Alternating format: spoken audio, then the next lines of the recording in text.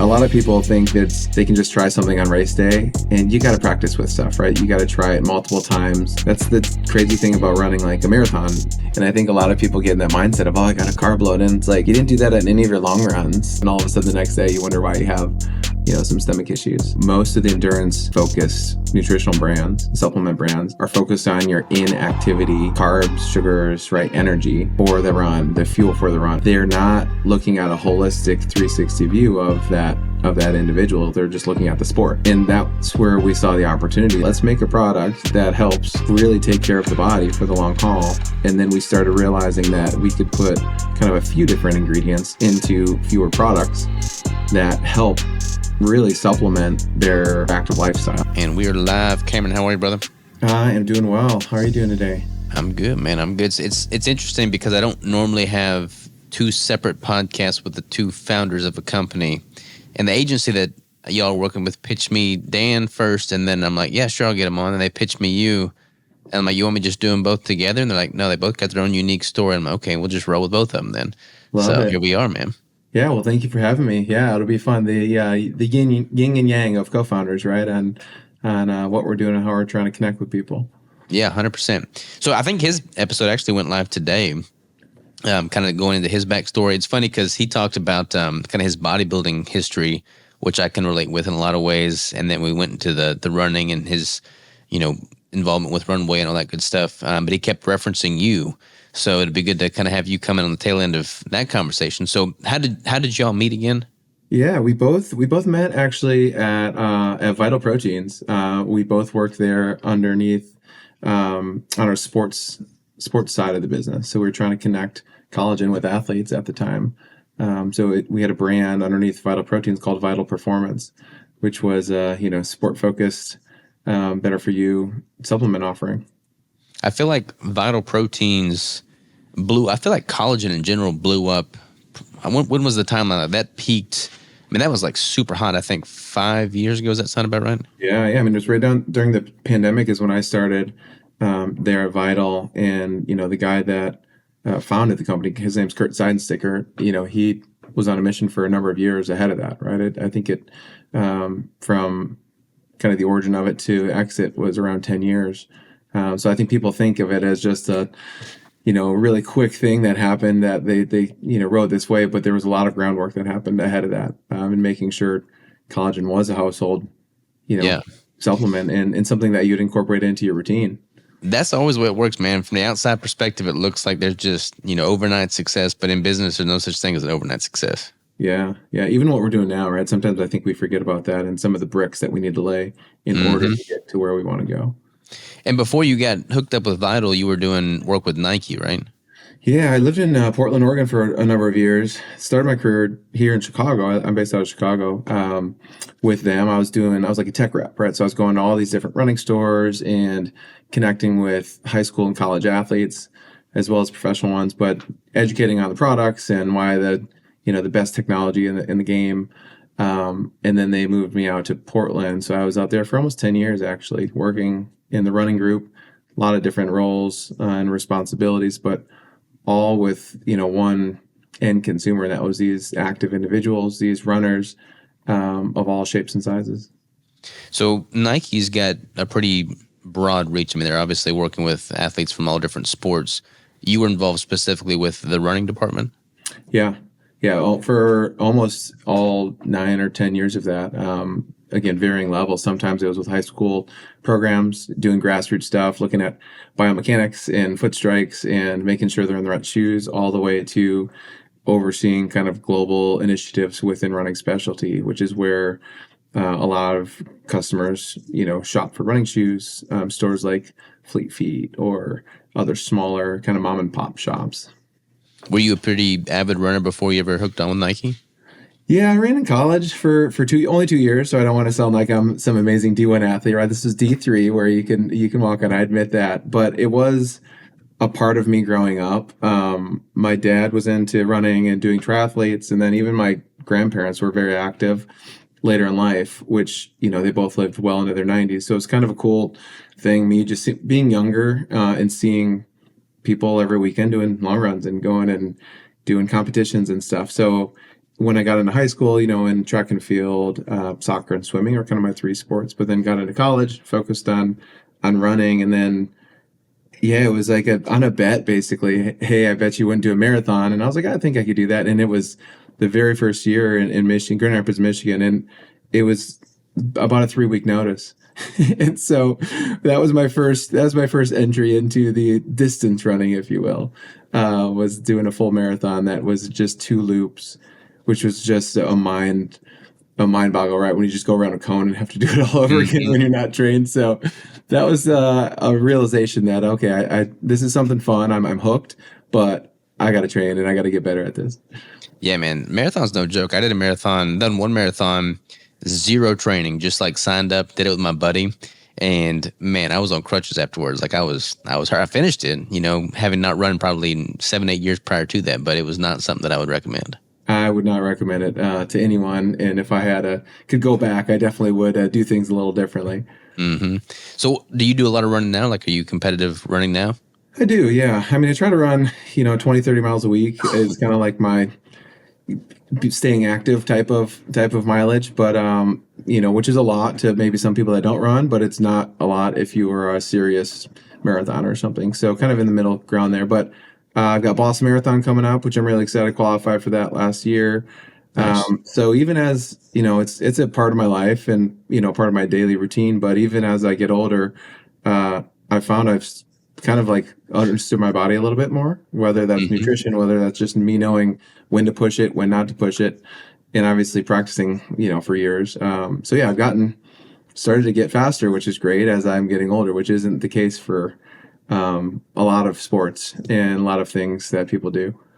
Do you run that 20, 30 miles a week, like consecutive days? Or do you like stagger it to have like higher running days and then days off completely from running, or how do you structure that? Usually in the weekends, I'll do a little bit longer run that adds to the mileage. I've got a daughter; she's 5, so depending on how the week goes with helping with her and stuff, I can fit morning runs in. Sometimes I run with groups in the evening here in Chicago. There's been this massive like resurgence in this run culture, and like all these run groups are popping up all over. And so Chicago's a very active city year round, which is kind of cool to see. A lot, even though it's cold, a hmm lot of these run groups continue to push through the winter. And so there's a plethora of every single night. There's a different group I could go run with, which is kind of nice to know that there's some motivation there to run with others. But on the weekends, I'll just do usually some solo miles. Sometimes I'll run with a group. So it's probably 2 days off a week from running. Nice. Sometimes I'll mix in some strength, but that's where Dan comes in. He needs more endurance. I need more strength. They complement each other. There you go. All right, so we're going to dive deep into the biomechanics here, especially if you're working with youth on that, because I feel like that's where my shortfall is. So I got some selfish questions for you. Yeah. I've got really flat feet. I'm overpronated, and like my feet just hurt after a while, man. So like I started going down this deep dive rabbit hole of like foot structure, biomechanics, like how to optimize things, and I got rid of every shoe I owned that was not zero drop wide toe box because everything I Wow. was, diving into and reading suggested that basically if you get too much arch support in the shoe, you're weakening your natural arch, kind of like an arch of like a bridge. You got the foundation on the toe and the heel. So I basically swapped out everything for zero drop wide toe box shoe, like my boots, my shoes, everything. And I've been wearing exclusively that for the past, I don't know, 3 years now, I think. But I still have foot pain, and I don't do a whole lot of running, but I would like to run more, and I feel like I would if my feet didn't hurt so bad. So is that accurate? Am I assuming that correctly, or is that just fancy marketing from these zero drop wide toe box shoe companies? Maybe a little bit of both. Like I'm a fan of. I guess there's a lot of different point of views on this in general, depending on where you're working, what store you're at, what their philosophy is. I personally think your body's meant to do what your body's meant to do. And so I've tried not to like correct it necessarily, right? So there are shoes that can like correct your gait and the way your foot interacts with the ground, whether that's arch support like you were talking about, which some people might consider a crutch, other people might consider it supporting and being a benefit, and maybe there's a little bit of truth to both of those. We're also not we're running and walking on concrete, right? So you do Hmm. need something that is cushion that can lessen the blow. It's been interesting, again, being in this, working with runners for almost 20 years now. I've seen lots of different things come and go.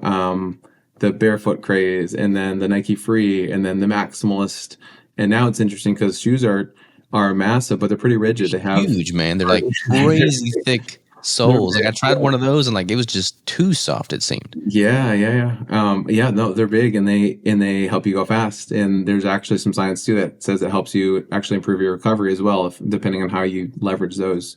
I'd call them tools now, not just a shoe. It's like a tool to your training. Similar to like how the Nike Free back in the day was, where I think where a lot of people started doing lots of mileage in these, and that's where people were getting injured because you're running on concrete on a lower drop shoe with less cushioning.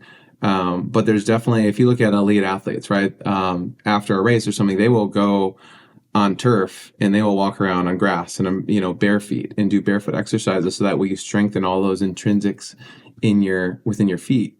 And that's what you're probably experiencing. Some of that is like that's a benefit of that, but also you got to run the risk of when you're on man-made surfaces. You got to protect your body and the way your body's interacting with the ground. So Yeah. What are you running? I mix it up a lot, actually. It's kind of fun now, not being only with like a brand and having runway where I want to work with tons of brands. So we had an event with On this past weekend here in Chicago. I just got the new Adios Pro 4, which is like their newer carbon racing flat. So that's what I'll probably run Boston in, or the Nike Vaporfly is also one of the ones that I do some miles in. Yeah, I've not worn a Nike shoe in years, man. But I ran with the Ultras. I've ran with the oh shoot, I like those on cloud shoes got really popular, so I tried wearing those, Yeah. and those were just those didn't really work for me. Those aren't zero drop. A lot of people recommend, because I do like a lot of trail running, like technical trail running, and I feel like a lot of them use like the speed land or speed cross, whatever they're called there. So I might try those. I've never run those before, but I have not found a shoe that I just have fallen in love with yet. Yeah.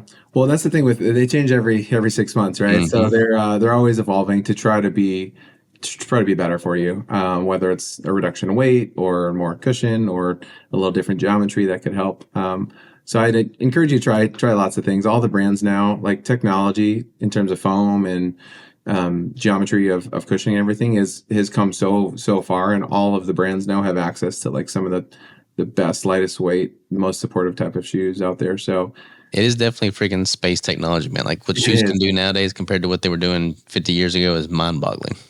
Yeah, one thing that's interesting though, but we're just talking about shoes, is like they're a lot of them are meant to just be for that race, right, or for that moment. And now I think there's some science behind a lot of the cushioning and technology that allow it to help you for the long haul. Like not only just for that moment, but also for recovery. So that way, as you continue to train for something, you actually don't do as much, damage or as much jarring to the body as you might have in maybe an older mindset of type of footwear you should be wearing. So kind of that notion of like athletic longevity, which is fun because that's kind of what Runway's about in terms of our nutritional supplements. But the same thing applies when you're thinking about footwear and and how you train your body as well. What about the you mentioned kind of like foot strike earlier too. There's a lot of conflicting information around how you strike the foot. Some people are all about the midfoot, forefoot, heel strike. From a biomechanical standpoint, is one better than the other? Yeah, if you have like a midfoot strike, that tends to like lessen the impact a little bit, right? If you think of just like landing aggressively on our heel, that sends kind of a shock up versus if you landed a little bit more gently on your forefoot and let your foot actually absorb some of that before it just instantly goes into your up through the bones. I did a good form running clinic years ago just to try to increase my cadence a little bit and shorten my stride. And it's done, I think, for me at least, a world of wonders in terms of allowing me to just run a little bit lighter and not be, so aggressive on my foot strike and heel striking. But again, everybody has a different gait. Everybody runs differently. If I was going to run a 10-minute mile versus a 6-minute mile, my form's going to be a little different there anyways. So it's all unique to each individual. Yeah, I was diving into that pose method running, kind of like, I guess that's, I don't want to read up on it, basically leaning forward and trying to target more that midfoot strike. And I had like my gait videotaped a while back when I went to one of these run stores, as they were trying to sell me on their shoe, but I don't remember what my strike pattern was then. But I feel like I've made a valiant effort to not heel strike. And I feel like that's probably better from an injury prevention standpoint. Absolutely. Yeah. And the running stores too are really good now. Like they work with all the different brands, and all the brands should educate on how their technology works with different types of feet and strides and stuff. So yeah, if you go into any running specialty shop, they will have a plethora of options for you to pull from. Totally. All right. So let's talk about runway, man. So you and Dan were both at Vital Proteins. Y'all both, trying to recollect from his story, but basically the owner or CEO there kind of took him under his wing and helped him start Runway alongside you. You all kind of like coalesced at the same time. It was just like the stars aligned for you all to kind of work together on building Runway from the get-go, right? It was, yeah. It's kind of fun to like reverse storytell a little bit on some of this, because you're like, wait, how did this actually happen? But yeah, there was a massive exit for Vital, right? So a full acquisition from Nestle Health and Science, which is great. It was a huge exit for all the team and everybody involved, and lots of years of hard work getting to that point. And they really wanted to focus on collagen, and we had collagen in some of our products on the performance line, but not all of them. And also we wanted to focus on athletes. And I think, a lot of people know collagen for the beauty benefit. The things you see, the wrinkles, your nails and your hair and your skin, those are the things that usually are talked about first, but then it's bones and joints, which is usually sometimes get chopped off in terms of marketing language, or just like it's too many things to talk about, so you don't get to the bones and joints. And we were really trying to connect the notion of kind of that joint support and athletic benefit of collagen. And that's actually why Kurt started Vital, because he was a runner and he had some knee pain and was afraid of like not being able to run, which a lot of people don't know. And so fast forward, massive exit. There was an opportunity where we could, Kurt kind of came to us and said, hey, you guys had some great ideas about connecting with runners and better serving athletes for the long haul. Like, let's see what we can do.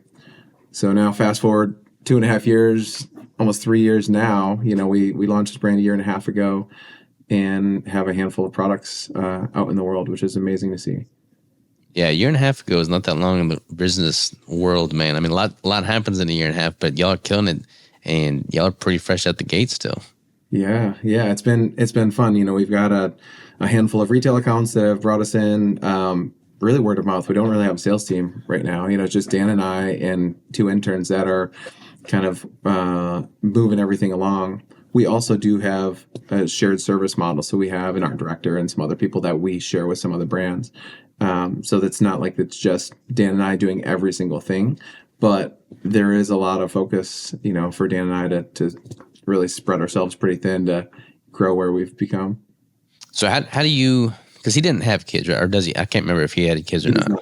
He does not have kids. You said you got a 5-year-old daughter. Yep. How do you, as a runner that's running 20, 30 miles a week, getting some lifts in, have a 1.5-year-old company, 5-year-old daughter, how do you keep up with it all, man? Because like that's, like I want to tease that out, because I look at my life and there is no balance in my life. I like my life. I prefer it without balance, but like I'm always curious to see how people that are doing lots of different things keep everything, all the plates in the air, as they say. Yeah, it's day by day, I will say. And it's also having an amazing like partner. So my wife does a lot and I travel a good amount. I think 31 weekends, I think it was last year in 2024. Either Dan or I were out at an expo, at an event somewhere. And so my wife really helps out around a lot. I don't give her as much credit in person as I need to. But she's really been the one that's helped a lot. And then they're long days, kids get up at, my daughter gets up at 6:00 usually on the dot. And, my wife is usually already up, already working out. Sometimes I'll get a run in prior. Sometimes it's right after I drop her off at school. And then it's sitting down meetings pretty much all day. Sometimes I'll be able to pick her up from school. Sometimes we'll have somebody drop her off. But it's a lot, and it's lots to juggle. trying my best to be present when I am around, knowing that I'm traveling around, pretty much every other weekend these days. Really, when I am home and I'm off the clock, if you will, not that there's really an off the clock when you're a founder of a business, but when I'm really trying to just be present and spend some time, it's intentional, having this next hour, making dinner with her or do something like that. So that's where I'm trying to find that balance. And on the inverse of that, when I'm out in an event, I'm trying to overturn every stone at that event. Say we fly somewhere for a long marathon expo. I'm hitting up all the running stores and running groups while I'm in that city, taking product, and just blindly cold, walking into these group runs, letting them know kind of who my brand is, who I am, giving them some samples, and just trying to continue to create relationships everywhere we go. So that's kind of been our strategy, is just getting product out into the world and connecting with the right people. And y'all have focused significantly more on that than like the paid advertising model exclusively, where it's all just kind of removed, like your boots on the ground, going to these expos, going to where the runners are, and just meeting people face to face, which I think is super admirable, man. I feel like that is a lot more effort, a lot more heartache, a lot more time, but I feel like it makes a much better relationship, deeper relationship than just a generic, ad people scroll through on social media. Absolutely. Yeah. And we're doing a little bit of both. Like we do have some, spending some money on some digital ads and trying to like hone in what that messaging is, what does resonate with people. But you go to an expo and in 10 minutes, you realize what your copy needs to be based on the questions that these customers are asking. Right. So that's where it's been really, really eye-opening to just go have conversations with somebody that's later in life, that's run for years, somebody that's brand new to the sport, and a 22-year-old just finding running after they graduated college, and everybody in between, and kind of aligning, okay, what messages connect with different types of people in person. And then Dan and I literally write stuff down, or we're at the booth kind of sending notes back to our digital team saying, hey, this has come up 5 different times in the last 30 minutes. We definitely need to have an FAQ on our website about this, or we should adjust kind of the Amazon listing, because this is what people are really honing in on, is this collagen and electrolytes, or vegan protein plus creatine, whatever it might be, depending on our products. So definitely want a mix of that digital advertising plus in person. I still love the in-person stuff though, because you're with your core, the heartbeat of the company, heartbeat of our consumers right there. And luckily for us, being focused on kind of this endurance athlete group, they have meetups every single city, every single weekend at these big events. We here in Chicago was Shamrock Shuffle this past weekend, and there was, I think, 30,000 people in downtown Chicago doing an 8K. So there's a moment where all of these people are coming together, and that's happening in every big city, in only increasing numbers, as well as more and more people are flocking to kind of endurance, running, high rocks. All these different type of events are really bubbling up in a really cool way. And I feel like with supplements too, man, like people think of supplements as a business model and they think, oh, that's way oversaturated. And there's a lot of supplements out there for sure. There's like all the bodybuilding supplements that have been there since the beginning of bodybuilding. Then you got all this weight loss supplementation. So like from a supplement brand standpoint, I feel like if you carve out your niche in this specialty market, I mean, someone that's not a runner would still benefit from your collagen electrolyte mix. But if you're really targeting all of your messaging towards runners, that makes a lot of sense. Like there's another company that really just started honing in on the hunting community, and all of their supplementation is marketed towards hunters. It's the same stuff that's in any other supplement, but it's like it's all on who they're trying to talk to and the verbiage accordingly. And I feel like that's the only way to really get momentum, because like you've got to talk to the people that are going to benefit from that specific use case and appeal to their needs. Yeah. And I haven't seen much catering towards runners specifically from a supplement standpoint. Yeah, I mean, when you think about, this is kind of why we launched Runway. We wanted, like, the name itself also alludes to that, is that we want to be like the brand to like guide you to make better choices, right? In the nutrition space, because most of the endurance focused nutritional brands, supplement brands, are focused on your inactivity, carbs, sugars, right? Energy for the run, the fuel for the run or something. They're not looking at a holistic 360 view of that individual. They're just looking at the sport.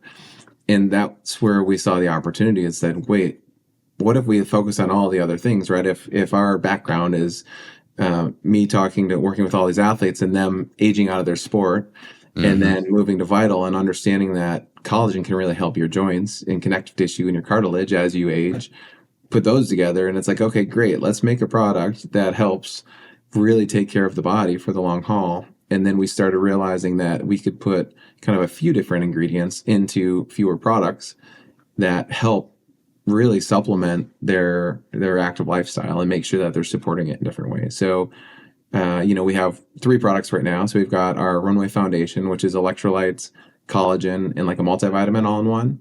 Great. That's your joint support plus your hydration. Take that every day. It's meant to be a daily nutritional supplement and will help, for the long haul. We also then have a protein powder that we combine protein plus creatine, 2 things that people were doing, but not focus on an endurance-minded kind of individual. Most people in the protein space as well as the creatine space are more focused on bodybuilding and kind of gym goers, and forcing all of these endurance athletes to kind of go to the grocery store, go to GNC, and just like either at the mercy of whoever's working that day, or there is no help and they're just looking at the shelves and seeing what speaks to me. So, bringing those ingredients together in fewer products to try to create a system that really helps with their ability to move and keep kicking ass in life. Yeah. And I feel like with supplements too, I mean, there's so many companies that are just, white labeling. It's all the same stuff. Whereas y'all have done a lot of vertical integration. You've got everything, formulated, manufactured through your own lines. You're doing all this third party testing. Like y'all are doing it right from a quality standpoint, which I think really sets y'all apart as well. Absolutely. Yeah. When my time at Nike, I met a bunch of athletes, right? And these are athletes, and I use that loosely. Like Nike has a little asterisk that they put after the word athlete, and it says if you have a body, you're an athlete, meaning everybody has the ability, right, to have the potential to be something. But I worked with a lot of professional athletes that it is their job to do the sport. And, that when we started ideating about Runway, that was my first call to a lot of them and saying, hey, what are you guys taking, not taking? And all of them said, well, it's got to be tested. WADA and USADA are the governing bodies for drug testing within track and field and in the Olympics.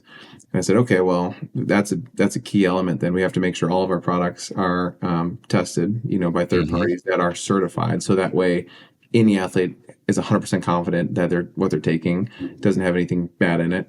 So that was a big priority. And then you're right about our manufacturing and the ability to control things. We're not on kind of a long list of other brands at the back end, and we'll get to you in a couple months to make your product. We have our own integrated manufacturing that we share with a few other brands underneath the umbrella, and continue to innovate and learn what our customers like and don't like. And we've, we're getting ready to just tweak our foundation formula just a little bit. We're actually going to add some K2 in there, which we're excited about.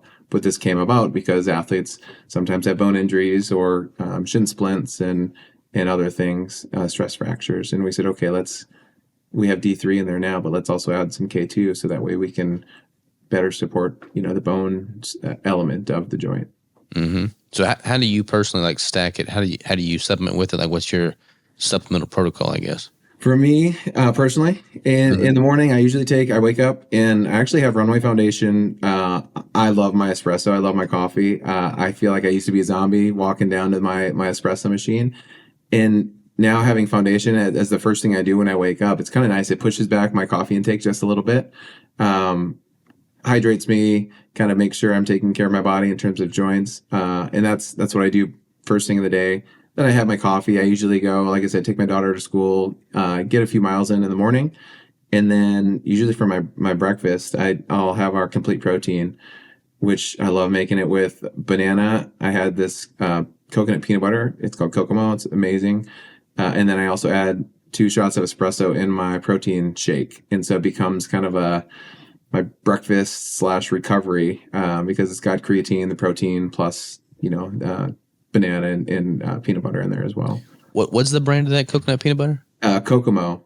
Kokomo. Yeah, it's a coconut peanut butter. Yeah, it's good. It's delicious. I got one of my clients sent me some from Hawaii, and it's like the tastiest thing ever, man. It's like 1 gram of carb. I don't know if it's the same brand or not, but it's like 1 gram of carb per serving.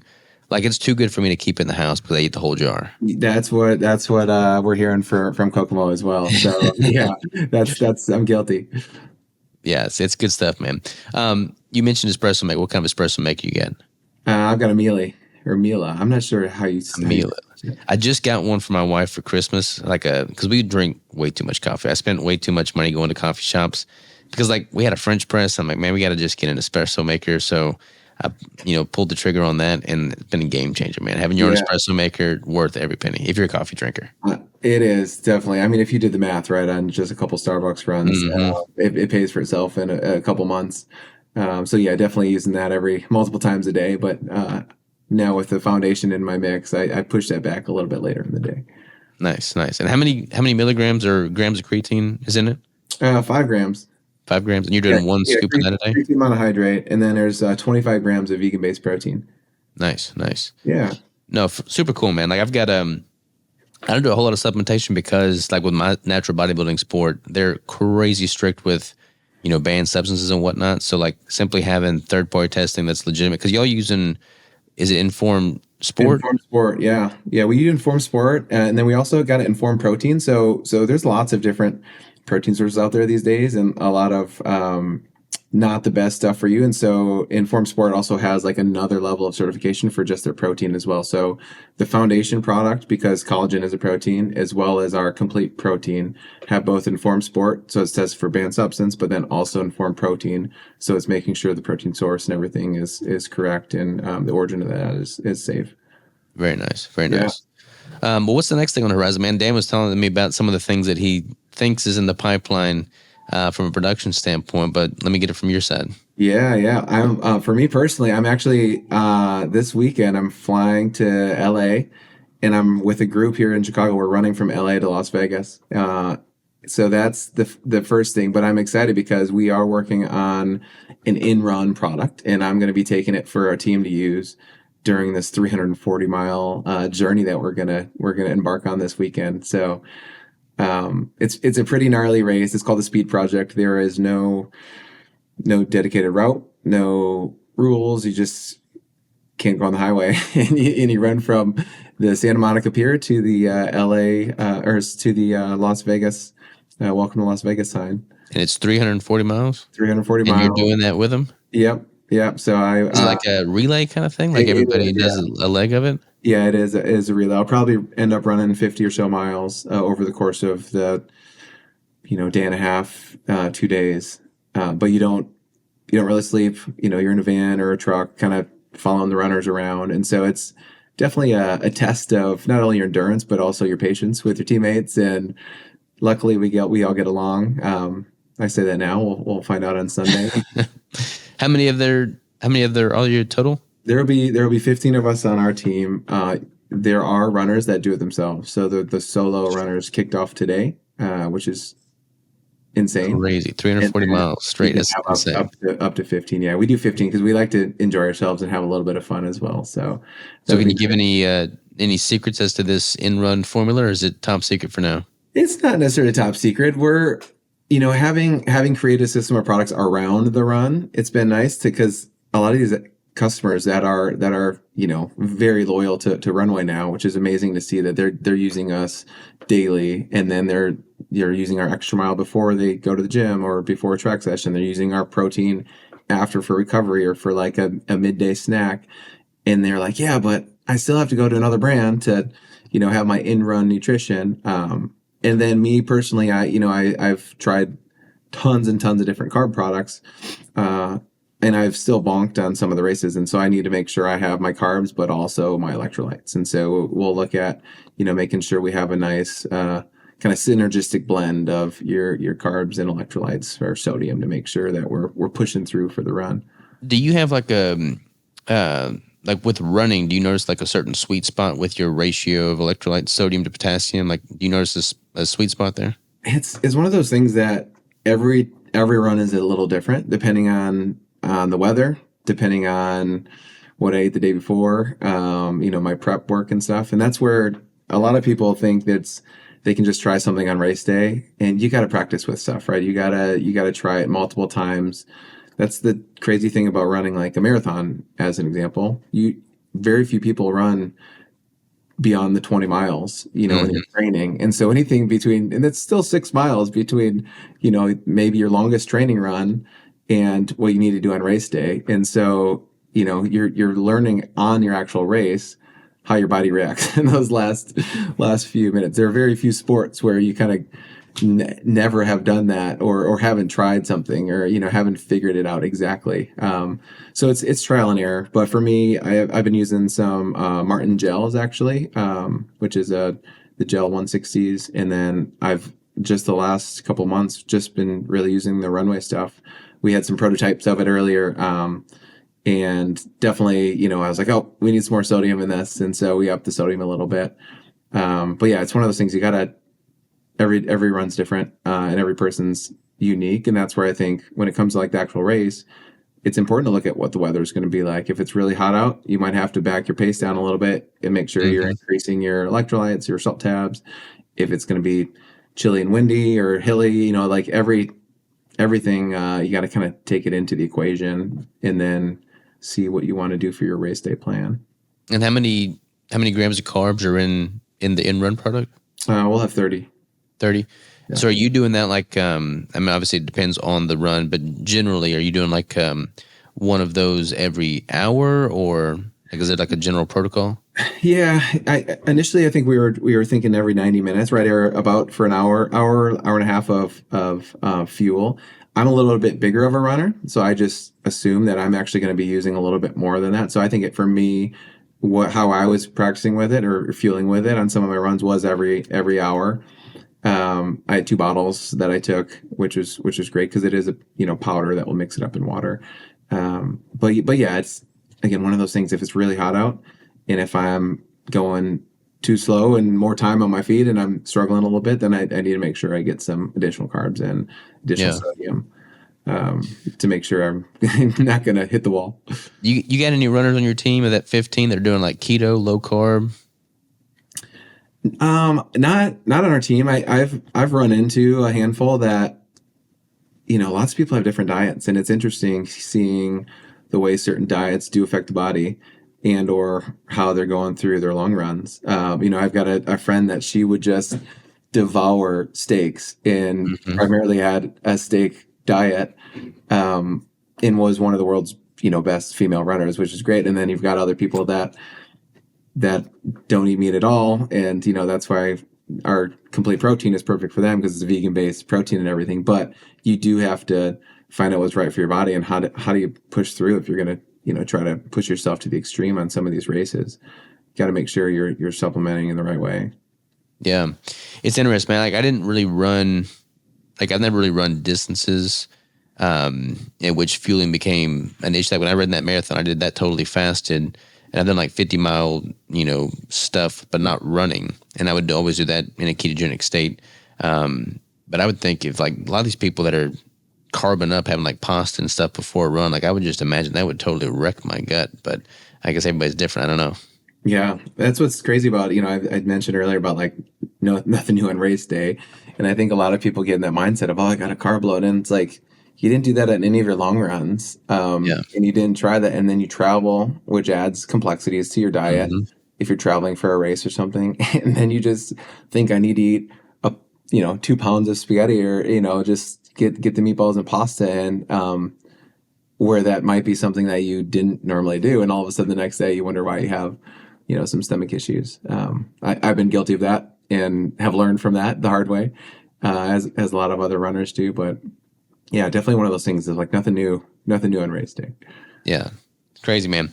Going back to the parenting and the business and just the juggling it all from a lifestyle standpoint, like what do you think kind of long term? Like, is this going to be something that you just continue to pour into and build to the point where your daughter would take a part of it at some point, or is it going to be kind of more like a Vital Proteins exit strategy, or what are you thinking personally at this stage in the game? Yeah, it's interesting. I mean, right now it's sweat equity, right? I am, am blessed to be in this position where we have a brand that we've launched that connects with so many people. And when some of the days get long and tough, even with Dan sometimes we're like, hey, we're doing this to make sure that other people have better options, so that way they can continue to like run, move, live for as long as possible and enjoy the things they love to do.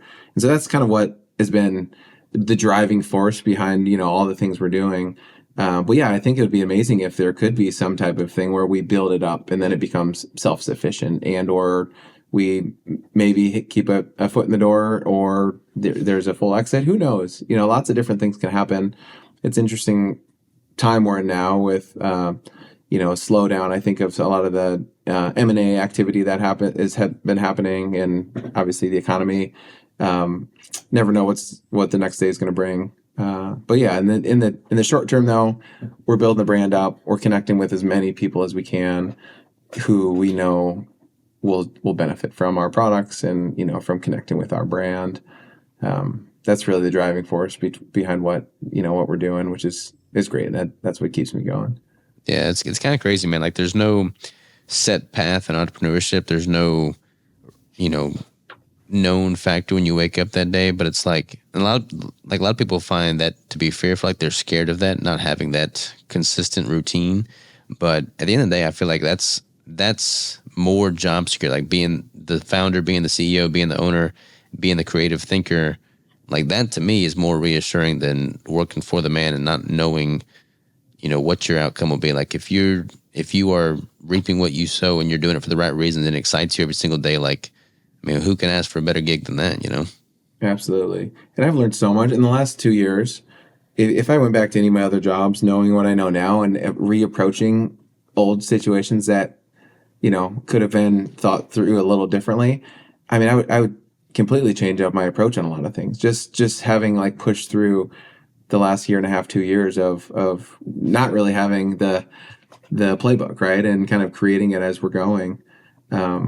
But yeah, to your point on every day is different. I feel like each week, even today, right? It's Monday, and I was like, okay, I think I know what I have set up for the week, but it's only probably 30% of the week is known, and so much stuff happens throughout each day and each week that really fills it up and unlocks really cool opportunities as the week continues. And it's been like that ever since day one, whether it's people hearing about the brand and kind of DMing us, and all of a sudden that opens up a cool work stream and new potential partnership, or it's, Olympians that I get a text message saying, hey, did you know so-and-so just buys collagen at the grocery store? Maybe you should send them some. And now they use our product up to their lead up to Boston Marathon, which is kind of cool. And they used our products leading into Paris as well. So it's kind of fun to see all these different things happen. And they just continue to manifest, which is amazing. But yeah, every day is different. And if there's any entrepreneurs out there, like definitely lean in and try some things. There's no harm in taking a risk and learning from it at the end of the day. Yeah. Well, you start to see opportunities that you never would have seen had you not taken that risk to begin with. Like when you have a safety net, it's really hard to think as creatively. Whereas when your back's against the wall, when you are when the chip falls where they may with you, it's like you start getting real creative, man. You start seeing opportunities that you never would have elsewhere. And I feel like that's just exciting in and of itself. I mean, the DMs, like every DM's a new opportunity, Absolutely. Yeah. And some people say, oh, it's luck, right? Or, and I just think it's consistency. It's like consistently showing up and being present. And then all of a sudden, to your point, some of those opportunities just, they feel like they fell in your lap, but they were engineered that way because of the consistency and because of kind of the determination and pushing through. That's why they happen more frequently. At least that's my belief as well. Yeah, I mean, I feel like luck gets thrown around a lot. And Dan was saying on the podcast that like he feels like it was a certain degree of luck, but I don't really think it's ever luck, man. Like the fact that you and what was the owner of Vital? What was his name? Yeah, him and Dan all coalescing at the same time. Like that could seem very lucky from the outside perspective, but like none of that would have been possible had y'all not fostered the relationships with one another while you were working there and putting in the hours and just showing up. And I feel like that paved the way for y'all to have in the back of y'all's mind that y'all would work well together on this new venture to begin with, So like I don't think any of it's luck necessarily. It's just like putting in the work, showing up, putting forth effort. Effort is what luck is. Yeah.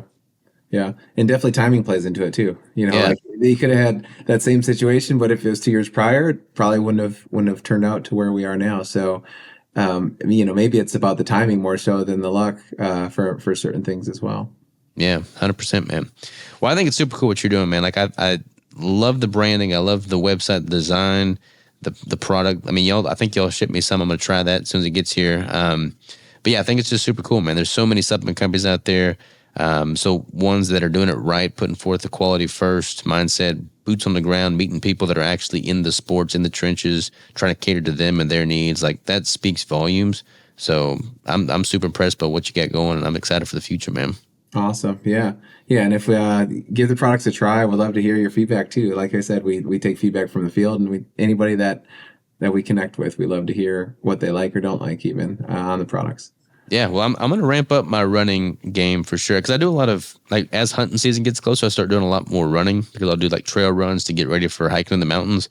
So I'll probably start ramping that up in the next little bit. Now the weather's getting nice as well. I got this super slick trail run not far from me here, so I'm gonna start running that multiple times a week, and I'll put your product to the test for sure, man. Yeah, yeah. We'll have to get you our extra mile. So that's that. It's a stimulant free, like pre-workout. So caffeine free pre-workout.